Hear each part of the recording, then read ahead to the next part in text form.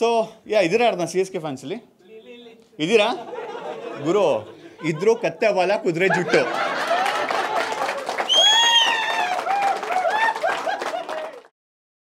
ನಿಮ್ಮ ಜೋರ ಚಪ್ಪಳೊಂದಿಗೆ ವೇದಿಕೆ ಮೇಲೆ ಸ್ವಾಗತಿಸಿ ಚಿಕ್ಕಮಗಳೂರು ಹುಡುಗ ಅಭಿಜಿತ್. ಲಾಸ್ಟ್ ಶೋ ಏನಾಗಿತ್ತು, ಒಬ್ರು ಯಜಮಾನ್ರು ಮುಂದೆ ಕೂತಿದ್ರು. ಇದಕ್ಕೆ ನಗ್ತಾ ಇರಲಿಲ್ಲ. ಯಾಕೆ ಸ್ವಾಮಿ ಎಂಜಾಯ್ ಮಾಡ್ತಿಲ್ವಾ ಅಂದೆ. ಇಲ್ರಿ ಪ್ರಾಣೇಶ್ವರ್ ಮಾಡ್ದಂಗಿಲ್ಲ ಅಂದರು. ಐ ಅಗ್ರಿ, ಪ್ರಾಣೇಶ್ವರ್ ಮಾಡ್ದಂಗಿಲ್ಲ. ಬಟ್ ಯಜಮಾನ್ರು ಎಲ್ಲೋ ಜರ್ಸಿ ಹಾಕಿದ್ರು. ಸರ್ ಸಿ ಎಸ್ ಕೆ ಫ್ಯಾನಾ ಅಂದೆ. ಹ್ಞೂ ಅಂದರು. ಪ್ರಾಣೇಶ್ವರ್ ನಮ್ಮ ಇಮೇಲ್ ಬಂದರು. ಸರ್ 16 ವರ್ಷದಿಂದ ಎಲ್ಲೋ ಜರ್ಸಿ ಹಾಕಿ 5 ಕಪ್ಪು ಗೆದ್ದಿದ್ದೇವೆ ಎಂದು ಬೀಗಬೇಡಿ. ವಾ ವಾ ವಾ ವಾ. ಒನ್ಸ್ ಅಗೈನ್, 16 ವರ್ಷದಿಂದ ಎಲ್ಲೋ ಜರ್ಸಿ ಹಾಕಿ 5 ಕಪ್ಪು ಗೆದ್ದಿದ್ದೇವೆ ಎಂದು ಬೀಗಬೇಡಿ. 2 ವರ್ಷ ಬ್ಯಾನ್ ಆಗಿ ಪರ್ಪಲ್ ಜರ್ಸಿ ಹಾಕಿದ್ದನ್ನು ನಾನು ನೋಡಿದ್ದೇನೆ. ಇಷ್ಟೇ ಗುರು ಅಂದಿದ್ದು. ತಿಕ್ಕ ಹೊರ್ಕೊಂಡು ಎದ್ದೋಗ್ಬಿಟ್ರು. That's when I realised if ತಿಕ್ಕ ಹೊರ್ಸೋದು is an art, RCBians are Picasso of it. ಅದು ಕಪ್ ಗೆದ್ದಿಲ್ಲ ಅಂದ್ರೆ ಚೆನ್ನಾಗಿ ಮಾಡ್ತೀವಲ್ಲ. ಸೊ ಸಿ ಎಸ್ ಕೆ 2 ವರ್ಷ ವರ್ಕ್ ಫ್ರಮ್ ಹೋಮ್ ಮಾಡಿತ್ತು ಅಲ್ಲ. ನಿಮ್ಮಲ್ಲಿ ಎಷ್ಟು ಜನ ವರ್ಕ್ ಫ್ರಮ್ ಹೋಮ್ ಮಾಡ್ತಿದ್ದೀರಾ? ಬೇರೆ ಯಾರಾದರೂ ವರ್ಕ್ ಫ್ರಮ್ ಹೋಮ್ ಹೇಗೆ ಅನ್ಸುತ್ತೆ ಸರ್? ವರ್ಕ್ ಫ್ರಮ್ ಹೋಮ್ ಆರಾಮಿದೆ ಸರ್ ನಿಮಗೆ? ಕೆಲವ್ರು ಹೇಳ್ತಾರೆ ಗುರು ಕಷ್ಟ ವರ್ಕ್ ಫ್ರಮ್ ಹೋಮ್ ಅಂತ. ಮನೇಲೂ ಕೆಲಸ ಮಾಡಬೇಕು, ಮನೆಯಿಂದನೂ ಕೆಲಸ ಮಾಡಬೇಕು. ನನಗೆ ಸುಲಭ ವರ್ಕ್ ಫ್ರಮ್ ಹೋಮ್. ಯಾಕೆಂದರೆ ವರ್ಕ್ ಫ್ರಮ್ ಹೋಮ್ ನನ್ನ ಬ್ಲಡ್ಡಲ್ಲಿದೆ. ನನ್ನ ತಾತ 1940s ವರ್ಕ್ ಫ್ರಮ್ ಹೋಮ್ ಮಾಡ್ತಾಯಿದ್ರು. ಮೈಸೂರು ರಾಜ್ಯ ಗೊತ್ತಲ್ಲ, ಅದು ಕ್ಲೈಂಟ್ ಲೊಕೇಶನ್, ಆನ್ ಸೈಟ್ ಇದ್ದಂಗೆ. ರಾಜರು ಕ್ಲೈಂಟು, ದಿವಾಂಡ್ರು ರಿಪೋರ್ಟಿಂಗ್ ಮ್ಯಾನೇಜರು, ನನ್ನ ತಾತ ಶಾನ್ಭೋಗ್ರು ಲೆಕ್ಕ ಬರ್ಕೊಳ್ಳೋರು. ಗುರು ಅದೆಷ್ಟು ಬೇಗ ಕೆಲಸ ಮುಗ್ದಿತ್ತು. 13 ಜನ ಮಕ್ಕಳು ಅವ್ರಿಗೆ. ಅದರಲ್ಲಿ 2 ಗೋಲ್ಡನ್ ಡಕ್ಕು ಹುಟ್ಟಿದ ತಕ್ಷಣನೇ. ಇಮ್ಯಾಜಿನ್ ಮಾಡ್ಕೊಳ್ಳಿ ಪ್ರೋಸೆಸ್ನಲ್ಲ 11 ಜನ ಮಕ್ಕಳನ್ನ. ನಾನಿಲ್ಲಿ 11 ಅವರ್ ಕೆಲಸ ಮಾಡಿದ್ರು ನನ್ನ ಕೆಲಸ ಮುಗೀತಿಲ್ಲ. ನನ್ನ ತಾತಂಗೆ 11 ಜನ ಮಕ್ಕಳಂತೆ. ವರ್ಕ್ ಹಾರ್ಡ್ ಪ್ಲೇ ಹಾರ್ಡರ್ನ ಪರ್ಸನಲಾಗಿ ತೊಗೊಂಡಂಥ ಏಕೈಕ ವ್ಯಕ್ತಿ ನನ್ನ ತಾತ. ನಮ್ಮ ತಾತಂಗೆ ಅವ್ರ ಫ್ರೆಂಡ್ ಯಾರೋ ಹೇಳಿದ್ರಂತೆ, ಮಕ್ಕಳೇ ದೇಶದ ಆಸ್ತಿ ಅಂತ. ಸೀರಿಯಸ್ ಆಗಿ ತೊಗೊಂಬಿಟ್ಟವ್ರದನ್ನ. ಸೊ ಇದನ್ನ ಹೇಳಿದಾಗೆಲ್ಲ, ಇದನ್ನ ಪ್ರತಿ ಜನರ ಮುಂದೆ ಹೇಳಿದಾಗೆಲ್ಲ ನಂಗೆ ಅನ್ಸೋದು ನಮ್ಮ ತಾತ ಸರಿ ಇಲ್ಲ ಅಂತ. ಕ್ಯಾರೆಕ್ಟರ್ ವೈಸ್ ಅಲ್ಲ, ನನ್ನ ತಾತ ಸರಿ ಇಲ್ಲ ಅಂತ. ಬಟ್ ಹಂಗೆ ಯೋಚನೆ ಮಾಡಿದಾಗ ಅನ್ಸುತ್ತೆ ಮನುಷ್ಯನೇ ಸರಿ ಇಲ್ಲ ಅಂತ. ಎಷ್ಟು ಜನ ಒಪ್ಕೋತೀರ ಮನುಷ್ಯ ಸರಿ ಇಲ್ಲ ಅಂತ? ಸರ್ ಮಂಚ ಅಲ್ಲ, ನೋ. ನಂಗೆ ಯಾಕೆ ಮನುಷ್ಯ ಸರಿ ಇಲ್ಲ ಅಂತ ಅನಿಸ್ತಾರೆ ಅಂದರೆ ಕೆಲವೊಂದು ಇನ್ಸಿಡೆಂಟ್ಸ್ ಇದೆ. ಡೈನೋಸಾರಸ್ ಅನ್ನೋದು ಒಂದು ಬದುಕಿತ್ತು ಕೋಟ್ಯಾಂತರ ವರ್ಷಗಳಿಂದ. ಸ್ಕೂಲಲ್ಲಿ ಓದಿದ್ದೀವಾ? ಅದು ಸತ್ತೋಗ್ಬಿಟ್ಟಿದೆ. ಸತ್ತು ಫಾಸಿಲ್ ಫ್ಯೂಯಲ್ ಆಗಿದೆ. ಮನುಷ್ಯ ಫಾಸಿಲ್ ಫ್ಯೂಯಲ್ನ ತೊಗೊಂಡು ಪೆಟ್ರೋಲಿಯಂ ಪ್ರಾಡಕ್ಟ್ಸ್ ಮಾಡ್ಕೊಂಡಿದ್ದಾನೆ.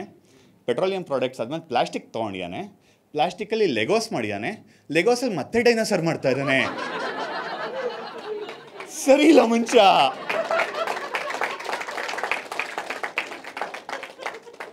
ಸೊ ಒಂದಿನ ಸ್ಕ್ರಾಲ್ ಮಾಡ್ದಾಗ ಕೂತಿದ್ದೆ, ಒಂದು ವಿಡಿಯೋ ನೋಡಿದೆ. ಹುಡುಗಿ ಗಾಡಿ ಓಡಿಸ್ತಾ ಇದ್ದಾಳೆ, ಹುಡುಗ ಹಿಂದೆ ಕೂತಿದ್ದಾನೆ. ಹುಡುಗಿದು ಬ್ರಾ ಸ್ಟ್ರಾಪ್ ಕಾಣಿಸ್ತಾರೆ, ಆಯಿತಾ? ಹುಡುಗನ ಉದ್ದೇಶ ಏನು? ಅದನ್ನ ಸರಿ ಮಾಡೋದು. ದರಿದ್ರ ಅಂದರೆ 100 ಜನ ನೋಡಿರೋರು ಗುರು. ಅಣ್ಣ ಸರಿ ಮಾಡೋಕ್ಕೂ ಮುಂಚೆ ಏನು ಮಾಡ್ತಾನೆ? ಮೊಬೈಲ್ ತೆಗಿತಾನೆ. ಸರಿ ಮಾಡೋದನ್ನ ರೀಲ್ ಮಾಡಿ ಇನ್ಸ್ಟಾಗ್ರಾಮಲ್ಲಿ ಹಾಕಿದ್ದಾನೆ. 60 ಲಕ್ಷ ಜನ ನೋಡಿದ್ದಾರೆ ಇವಾಗ ಅದನ್ನ. ಸರಿ ಇಲ್ಲ ಮನುಷ್ಯ, ಬರೀ ಇಂಥವೇ. ಆ್ಯಂಡ್ ನಂಗೆ ಮನುಷ್ಯ ಸರಿ ಇಲ್ಲ ಅಂತ ಅಂದಾಗೆಲ್ಲ ನಂಗೆ ಅನ್ಸೋದು ಮನುಷ್ಯನ ಆವಿಷ್ಕಾರಗಳು ಸರಿ ಇಲ್ಲ ಅಂತ. ಇತ್ತೀಚೆಗಿನ ಲೇಟೆಸ್ಟ್ ಆವಿಷ್ಕಾರ ಯಾರು? AI ವಾಯ್ಸ್ಗಳು. AI ವಾಯ್ಸಲ್ಲಿ ಕೆಲವೊಂದು ಚೆನ್ನಾಗಿರುತ್ತೆ. ಫಾರ್ ಎಕ್ಸಾಂಪಲ್ ಅಪ್ಪು ವಾಯ್ಸಲ್ಲಿ ನಾವು ಇನ್ನೂ ಹಾಡುಗಳನ್ನ ಕೇಳ್ಬೋದು ಅನ್ಸುತ್ತೆ. ಅವ್ರದ್ದು ನಮ್ಮ ಜೊತೆ ಬದುಕಿದ್ದಾರೆ ಅನಿಸುತ್ತೆ. ಕೆಲವೊಂದು ಯಾಕಾದರೂ ಮಾಡಿದ್ರು ಅನಿಸುತ್ತೆ, ರೈಟ್? ಅಮೇರಿಕಾ ಅಂತ ಒಂದು ಫಿಲ್ಮ್ ಇತ್ತು, ಗೊತ್ತಾ? ಸಪ್ತಸಾಗರದ ಆಚೆ ಎಲ್ಲೋ ಅಂತ ಒಂದು ಸಾಂಗ್ ಇದೆ. ಆ ಸಾಂಗ್ ಹಾಡಿರೋದು ಯಾರು? ಚಾಕ್ಲೇಟ್ ಇಲ್ಲ ಇವಾಗ. ಯಾರು? ಅಲ್ಲ ಸರ್, ಕೇಳಿಸ್ಕೊಡಿ.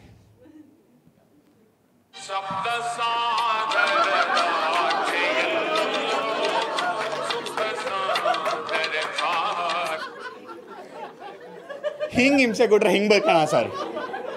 ಎಲ್ಲ ವಾಯ್ಸು ಈ ವ್ಯಕ್ತಿ ವಾಯ್ಸಲ್ಲಿ ಯಾಕೆ? ಇದು ಟ್ರೆಂಡಾಗಿ ತೊಗೊಂಬಂದ್ಬಿಟ್ಟಿದ್ದಾರೆ ಎಲ್ಲ ಹಾಡು ಇವ್ರ ವಾಯ್ಸಲ್ಲಿ. ಆ್ಯಂಡ್ ಈ ಟ್ರೆಂಡು ಅಲ್ಲೇ ನಿಂತರು ಓಕೆ. ಅಶ್ವಮೇಧ ಫಿಲ್ಮ್ ಗೊತ್ತಾ? ಹೃದಯ ಸಮುದ್ರ ಕಲಕಿ ಅಂತ ಒಂದು ಸಾಂಗ್ ಇದೆ. ರಾಜಣ್ಣ ಸೂಪರ್ ಹಾಡು ಹೇಳಿದ್ದಾರೆ. ಅದನ್ನು ನಿತ್ಯಾನಂದನ್ ವಾಯ್ಸಲ್ಲಿ ಹೇಳ್ಸಿರಿ, ಹಿಂಗಿರುತ್ತೆ, ಅಸಹ್ಯವಾಗಿರುತ್ತೆ ಅಲ್ಲ. ಆ್ಯಂಡ್ ಇನ್ನೊಂದು ಸಾಂಗ್ ಇತ್ತೀಚೆಗೆ ಬಂದಿದೆ, ಕೇಳಿರ್ತೀರಾ, ಬಿಟ್ಟೋಗ್ಬೇಡ ನನ್ನ ಅಂತ. ಕೇಳಿರಾ ತುಂಬ ಚೆನ್ನಾಗಿದೆ ಹಾಡನ್ನ. ಆ ಹಾಡನ್ನ ಪಬ್ಲಿಕ್ ಟಿ ವಿ ರಂಗಣ್ಣನ ವಯಸ್ಸಲ್ಲಿ ಹಾಡು ಹೇಳ್ಸಿದ್ರೆ ಹೆಂಗಿರುತ್ತೆ? ಹಾಡು ಚೆನ್ನಾಗೇ ಇರುತ್ತೆ. ಬಿಟ್ಟೋಗ್ಬೇಡ ನನ್ನ ಅಂತ ಹಾಡು ಹೇಳ್ಬಿಟ್ಟು ಆಲ್ರೈಟ್ ಮುಂದಕ್ಕೆ ಹೋಗೋಣ ಅಂದರೆ ಏನ್ರಿ ಇದು? ಸರಿ ಇಲ್ಲ. ಸೊ ಮನುಷ್ಯ ಸರಿ ಇಲ್ಲ ಅಂತ ನಾನು ಫಸ್ಟ್ ಈ ಸ್ಕ್ರಿಪ್ಟ್ ಬರೆದಾಗ ನಾನು ಫಸ್ಟ್ ಲೈನ್ ಬರೆದಿದ್ದು ನನ್ನ ಎಕ್ಸ್ ಸರಿ ಇಲ್ಲ ಅಂತ. ನನ್ನ ಮನ್ಸು ನಂಗೆ ಹೇಳ್ತು ಡೋಂಟ್ ಬಿಚ್ ಅಬೌಟ್ ದಟ್ ಬಿಚ್ ಅಂತ. ನೀವ್ಯಾಕ್ರೆ ಖುಷಿ ಪಡ್ತೀರಾ? ನನ್ನ ಎಕ್ಸ್ ಅದು.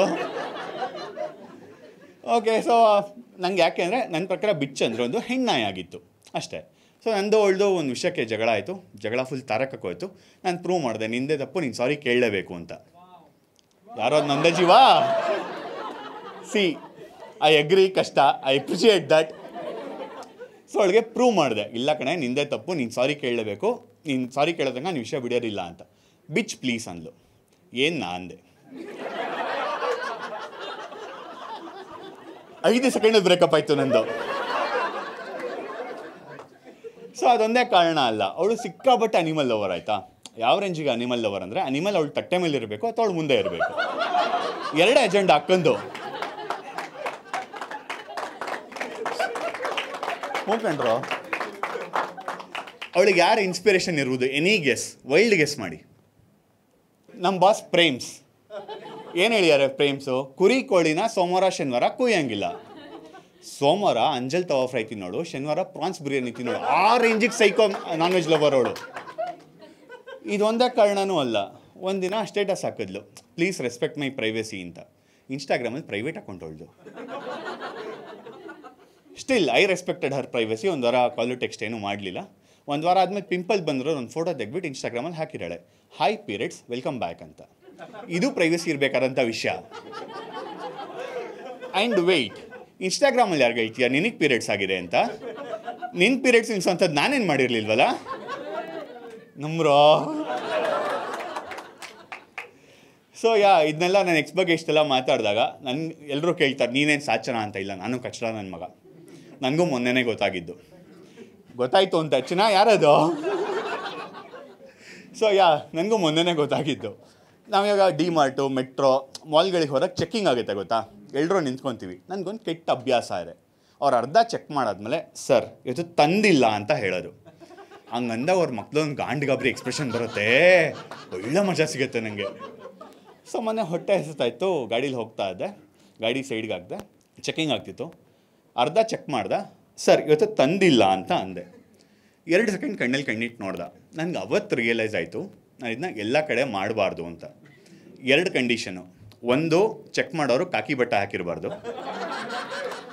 2ನೇದು, ನಾವು ಹೋಗೋ ಜಾಗ ರಾಮೇಶ್ವರಂ ಕೆಫೆ ಆಗಿರಬಾರ್ದು.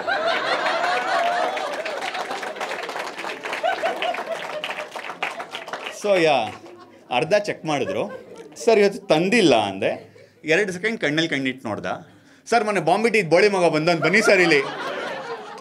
ನೀವು ನಗ್ತಾ ಇದ್ದೀರಾ, ಎಳ್ಕೊಂಡೋದ್ರು ಅನ್ನೋದಕ್ಕೆ ಪ್ರೂವ್ ಮಾಡಿದೆ. ನೋಡಿ ಸರ್ ವೀಕೆಂಡ್ ಆದ್ರೆ ನಾನು ಈ ಥರ ತಮಾಷೆ ಮಾಡ್ತೀನಿ, ಆರ್ಟಿಸ್ಟು ಹಂಗೆ ಹಿಂಗೆ ಅಂತೆಲ್ಲ ಹೇಳಾದ್ಮೇಲೆ ಬಿಟ್ಟು ಕಳಿಸಿದ್ರು. ನನಗೆ ಅವಾಗ ರಿಯಲೈಸ್ ಆಯಿತು ನನಗೊಂದು ಐಡೆಂಟಿಟಿ ಕ್ರೈಸಿಸ್ ಇದೆ ಅಂತ. ನಿಮ್ಗೆ ಯಾರಿಗಾನ ಇದೆ ಐಡೆಂಟಿಟಿ ಕ್ರೈಸಿಸಲ್ಲಿ? ಯಾರಿಗೂ ಇಲ್ವಾ? ಓಕೆ, ನನ್ನ ಊರಿಗೆ, ನನ್ನ ಜಿಲ್ಲೆಗೆ, ನನ್ನ ತಾಲೂಕಿಗೆ ಎಲ್ಲ ಐಡೆಂಟಿಟಿ ಕ್ರೈಸಿಸ್ ಇದೆ. ನನ್ನ ಫ್ರೆಂಡ್ ತಂದೆನ ಕಾರ್ಯನಿಮಿತ್ತ ಮೀಟ್ ಆಗಿದೆ ಕೋವಿಡ್ ಟೈಮಲ್ಲಿ. ಸೊ ಅಂಕಲ್ನ ಫಸ್ಟ್ ಟೈಮ್ ಮೀಟ್ ಆಗಿದ್ದು. ಅಂಕಲ್ ಕೇಳಿದ್ರು, ಏನಪ್ಪ ನಿನ್ನ ಹೆಸರು ಅಂತ. ಅಭಿಜಿತ್ ಅಂಕಲ್ ಅಂದೆ. ಅದೇ ವಿಷ್ಣುವರ್ಧನ್ ಫಿಲ್ಮಲ್ಲಿ ಅವ್ರ ತಮ್ಮನ ಕ್ಯಾರೆಕ್ಟರ್ ಮಾಡ್ತಲ್ಲ ಅವ್ರ ಹೆಸರು ತಾನೇ. ಇನ್ಸ್ಪೈರ್ಡ್ ಇರ್ಬೋದು ಅಂಕಲ್, ಗೊತ್ತಿಲ್ಲ. ಏನು ಮಾಡ್ಕೊಂಡಿದ್ಯಾಪ್ಪ ಅಂದರು. ಕೆಲಸ ಮಾಡ್ಕೊಂಡಿದ್ದೀನಿ ಅಂಕಲ್ ಅಂದೆ. ಯಾವ ಊರು ಅಂದರು. ಕನಕಪುರ ಅಂದೆ. ಕನಕಪುರ ಅಂದರು. ಅಲ್ಲ ಅಂಕಲ್ ಕನ್ನಾಪುರ. ಅದೇ ಕನಕಪುರ ನಮ್ಮ DKಶಿ ಅಂದರು. ಅಲ್ಲ ಅಂಕಲ್ ಕನ್ನಾಪುರ ಚಿಕ್ಕಮಗಳೂರು ಅಂದೆ. ಓ ನಮ್ಮ ಚಿಕ್ಕಮಗಳೂರನಾ ನೀನು? ಸರಿ ಸರಿ ಸರಿ ಅಂದರು. ಜನಕ್ಕೆ ಒಂದು ಸಮಸ್ಯೆ ಇದೆ. ಜನ ಏನು ಅಂದ್ಕೊಂಡಿದ್ದಾರೆ, ಒಂದು ದೊಡ್ಡ ಜಿಲ್ಲೆ ಇತ್ತು, ಅದನ್ನ ಮಂಗಳೂರು ಅಂತ ಕರಿತಿದ್ರು, ಚಿಕ್ಕದಾಗಿ ಕಟ್ ಮಾಡ್ಬಿಟ್ಟು ಬ್ರೋ ನನ್ನ ಹೆಸರು ಚಿಕ್ಕಮಗಳೂರು ಅಂದರು. ನೋ, ಅಲ್ಲ, ಅದೇ ಬೇರೆ ಇದೇ ಬೇರೆ. ಓ ಸಪ್ರೇಟ್ ಎ ಸಪ್ರೇಟ್. ಅದು ಕರಾವಳಿ, ಇದು ಮಲೆನಾಡು. ಅಲ್ಲಿ ಪಬ್ಬಾಸ್ ಐಸ್ ಕ್ರೀಮು, ಇಲ್ಲಿ ಪಾಂಡ್ರಂಗ ಕಾಫಿ ವರ್ಕ್ಸು. ಅಲ್ಲಿ ರಾಜ್ ರಿಷಬ್ ರಕ್ಷಿತ್ ಶೆಟ್ಟಿ, ಇಲ್ಲಿ ಕಾಫಿ ನಾಡು ಚಂದು.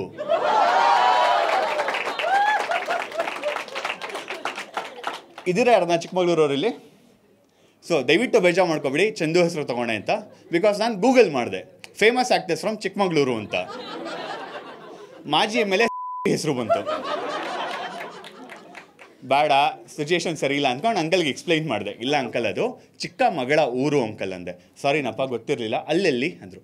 ಮೂಡಿಗೆರೆ ಅಂಕಲ್ ಅಂದೆ. ಮೂಡುಬಿದ್ರೆ ಮೂಡೆಲ್ಲ ಬೀಳತ್ತೆ, ಮೂಡಿಗೆರೆ ಕಣಯ್ಯ, ತೇಜಸ್ವಿ ಅವ್ರ ಊರು ಅಂದೆ. ಹೌದು ತೇಜಸ್ವಿನ ತುಂಬ ಒಳ್ಳೆ ವ್ಯಕ್ತಿ ಅಂದರು. ನನ್ನ ಪ್ರಕಾರ ಏನೋ ಅಂಕಲ್ ಅವ್ರದ್ದು ಕರ್ವಾಲೋ ಬುಕ್ ಓದಿರ್ತಾರೆ ಅಥವಾ ಅಬಚೂರು ಪೋಸ್ಟ್ ಆಫೀಸ್ ಬುಕ್ ತಂದಿರ್ತಾರೆ, ಓದಿರಲ್ಲ. ಅವರು ಅಂಕಲ್ ತುಂಬ ಒಳ್ಳೆ ವ್ಯಕ್ತಿ ಅಂತ ಅಂದೆ. ಏನು ಒಳ್ಳೆ ವ್ಯಕ್ತಿ ನನ್ನಪ್ಪ ಸುಮ್ಮನೆ ಕಾಂಟ್ರವರ್ಸಿ ಮಾಡ್ಕೋತಾರೆ ಅಂದೆ. ಯಾರು ಹೇಳಿ ಹಿಂದೆ MP ಬೆಂಗಳೂರು ಸೌತು ಅಂದರು. ನನ್ನ ಕೆಲಸ ಮುಗ್ದಿತ್ತು ಆಯಿತಾ, ಹೊರಡ್ತಾ ಇದ್ದೆ. ಅವಾಗ ರಿಯಲೈಸ್ ಆಯಿತು ನಾನು ಅಂಕಲ್ ಹೆಸರೇ ಕೇಳಲಿಲ್ಲ. ಅಂಕಲ್ ಏನು ಅಂಕಲ್ ನಿಮ್ಮ ಹೆಸರು ಅಂದೆ. ಸೂರ್ಯಪ್ರಕಾಶ್ ಅಂದರು. ನನ್ನ ಒಳಗಡೆ ಇದ್ದಂಥ ತೇಜಸ್ವಿ ಅಭಿಮಾನಿ ಸುಮ್ಮನಿರಲಿಲ್ಲ. ನಿಂಗೆ ಒಳ್ಳೆದಾಯ್ತಾರೆ ಸೂರ್ಯ, ನಿನ್ನ ಜನ್ಮಕ್ಕೆ ಹೋಗೋ ಅಂತ. ಸೊ ಇವತ್ತು ವಾರದ ಮೊದಲನೇ ದಿನ. ಎಲ್ಲರೂ ಇನ್ಸ್ಪಿರೇಷನಲ್ ಆಗೆಲ್ಲ ಮಾತಾಡ್ತಾರೆ. ನಂಗೆ ಇನ್ಸ್ಪಿರೇಷನಲ್ ಬಗ್ಗೆ ಎಲ್ಲ ಮಾತಾಡೋಕ್ಕೆ ಬರಲ್ಲ, ಬಟ್ ಇನ್ಸ್ಪಿರೇಷನ್ ಬಗ್ಗೆ ಮಾತಾಡೋಣ. ಓಕೆ, ಸೊ ಇವಾಗ ನಮಗೆ ಎರಡು ಥರ ಇನ್ಸ್ಪಿರೇಷನ್ ಇರುತ್ತೆ. ಒಂದು ಇಂಟರ್ನಲ್ ಫ್ಯಾಕ್ಟರು, ಇನ್ನೊಂದು ಎಕ್ಸ್ಟರ್ನಲ್ ಫ್ಯಾಕ್ಟರು. ಇಂಟರ್ನಲ್ ಅಂದರೆ ನಮಗೆ ಅನ್ಸೋದು, ಇನ್ಸ್ಪೈರ್ ಆಗೋದು. ನಮ್ಮ ವಾಯ್ಸಿಗೆ ಅನಿಸುತ್ತೆ ಚಿಕ್ಕ ವಯಸ್ಸಲ್ಲಿ ನಾನು ಗೋಕು ಆಗ್ತೀನಿ, ವೆಜಿಟಾ ಆಗ್ತೀನಿ, ಹುಡುಗಿರು ಪಾಪ್ ಆಫ್ ಗರ್ಲ್ಸ್ ಆಗ್ತೀವಿ, ಮಣ್ಣು ಆಗಲಿಲ್ಲ ನಾವು, ಕರೆಕ್ಟಾ? ಅದಾದಮೇಲೆ ನಮ್ಗೆ ಇನ್ಸ್ಪಿರೇಷನ್ ಕೊರತೆ ಉಂಟಾಯಿತು. ನಮ್ಗೆ ಅದಾದಮೇಲೆ ಸಿಕ್ಕಿದೆ ಮಚಾ ನೀನು ಬದುಕಬೇಕಾ, ರೈಟ್. ಇವಾಗ ಮಮ್ಮಿ ಫಿಶ್ ಪ್ರದೀಪ್ ಈಶ್ವರ್ ಅವ್ರದ್ದು ಓಡ್ತಾರೆ. ಗುರು ಈ ಸ್ಕ್ರಿಪ್ಟ್ ಬರೆಯೋಕ್ಕೆ ಅಂತ ಅವ್ರದ್ದು ವಿಡಿಯೋ ನೋಡ್ತಾ ಇದ್ದೆ. ಏನು ಗುರು ಇನ್ಸ್ಪಿರೇಷನ್ ಮಾತಾಡ್ತಾರೆ ಅವರು. 2 ವಿಡಿಯೋ ನೋಡಿದೆ, ನಂಗೆ 3ನೇ ವಿಡಿಯೋ ಅವಶ್ಯಕತೆನೇ ಇಲ್ಲ. ನಾನೇ ಇನ್ಸ್ಪಿರೇಷನಾಗಿ ಮಾತಾಡ್ತಾ ಇದ್ದೀನಿ ಎಲ್ಲರ ಹತ್ರ. ನನಗೆ ಗಾಬರಿ, ಏನಿದು ನನ್ನಲ್ಲಾಗಿರೋ ಟ್ರಾನ್ಸ್ಫಾರ್ಮೇಷನ್ನು ಅಂತ. ಯಾಕೆ ಅಂದರೆ ಗಂಗಾ ನಾಗವಲ್ಲಿಯಾಗಿ ಬದಲಾಗಿರೋದನ್ನ ಗಂಗಾನೇ ನೋಡ್ತಾ ಇದ್ದಾಳೆ. ಸರಿ ಇಲ್ಲ. ಪ್ರಾಬ್ಲಮ್ ಏನು ಗೊತ್ತಾ, ಇವಾಗ ಗಂಗಂಗೆ ಹೋಗ್ಬಿಟ್ಟು ರಮೇಶ್ ಹತ್ರ ಹೇಳ್ಬೇಕೋ ರಾಮನಾಥ್ ಹತ್ರ ಹೇಳ್ಬೇಕೋ ಗೊತ್ತಾಗ್ತಾ ಇಲ್ಲ. ಸೊ ಅದು ನಮ್ಗೆ ಅನ್ಸೋದು. ಎಕ್ಸ್ಟರ್ನಲ್ ಫ್ಯಾಕ್ಟರ್ಸ್ ಏನು, ಅಪ್ಪ ಅಮ್ಮ ಹೇಳೋರು. ಅಪ್ಪ ಅಮ್ಮ ಏನು ಹೇಳ್ತಿದ್ರು ಚಿಕ್ಕ ವಯಸ್ಸಲ್ಲಿ, ಅಪ್ಪನ ನೋಡು, ಚಿನ್ನಾರಿ ಮುತ್ತ ವಿಜಯ ರಾಘವೇಂದ್ರ ನೋಡು, ಚಿಕ್ಕ ವಯಸ್ಸಲ್ಲೇ ಅವಾರ್ಡ್ಗಳೆಲ್ಲ ತೊಗೊಂಬಂದಿದ್ದಾರೆ, ನೀನು ಹಾಗೆ ಇರು. ಇನ್ಸ್ಪೈರಿಂಗ್ ಆಗಿತ್ತು ಇದು. ಅದಾದಮೇಲೆ ಅವರು ವಾಟ್ಸಪ್ ಯೂನಿವರ್ಸಿಟಿಗೆ ಎನ್ರೋಲ್ ಆದರು. ಅವ್ರಿಗೂ ವೀಡಿಯೋಸ್ ಬರೋಕ್ಕೆ ಸ್ಟಾರ್ಟ್ ಆಯಿತು. ನನಗೆ ಉಗಿತಾ ಇದ್ದಾರೆ, ನೋಡು ಯಾರೋ ಮಿಕ್ಸಿ ಮೋಟ್ರಲ್ಲಿ ಡ್ರೋನ್ ಮಾಡಿ ಅಂತ, ನೀನು ಯಾಕೆ ಬದುಕಿದ್ಯಾ?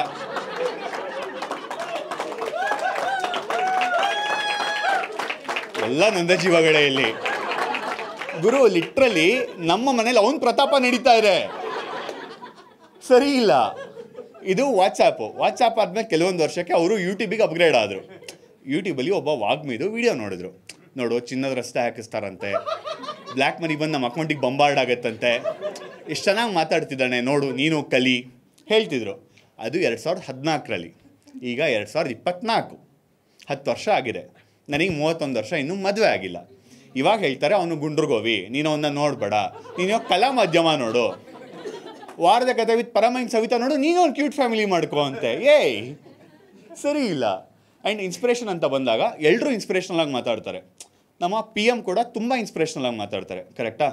ಅವ್ರ ಮಾತನ್ನ ಇನ್ಸ್ಪಿರೇಷನಲ್ ಆಗಿ ತೊಗೊಂಡು ಒಂದು ಸಂಘ ಕಟ್ತಿದ್ದಾರೆ ಕರ್ನಾಟಕದಲ್ಲಿ. Any idea?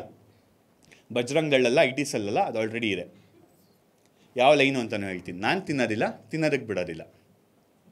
ಗೊತ್ತಿಲ್ಲ ಏನಣ್ಣ? ಅಣ್ಣ ಸಂಘ ಕಣಣ್ಣ, ಅಣ್ಣ ಇಲ್ಲ ಅಷ್ಟೊಂದು ಯೋಚನೆ ಮಾಡ್ಬೇಡ, ಕಾಮಿಡಿ ಶೋ ಇದು. ಜಾಸ್ತಿ ಮಾತ್ರ ನನ್ನ ಹಾಕೋತಾರೆ, ನೋ. ಸೊ ಸಂಘದ ಹೆಸರು ಸಿಂಪಲ್ಲು, ಅಖಿಲ ಕರ್ನಾಟಕ ಸೋಂಬೇರಿ ಆಟೋ ಡ್ರೈವರ್ಗಳ ಸಂಘ ಅಂತ. ಅದಕ್ಕೆ ಟ್ಯಾಗ್ ಲೈನು, ಕರೆದ ಕಡೆ ನಾನು ಬರೋದಿಲ್ಲ, ರ್ಯಾಪಿಡೋನು ಬಿಡೋದಿಲ್ಲ ಅಂತ.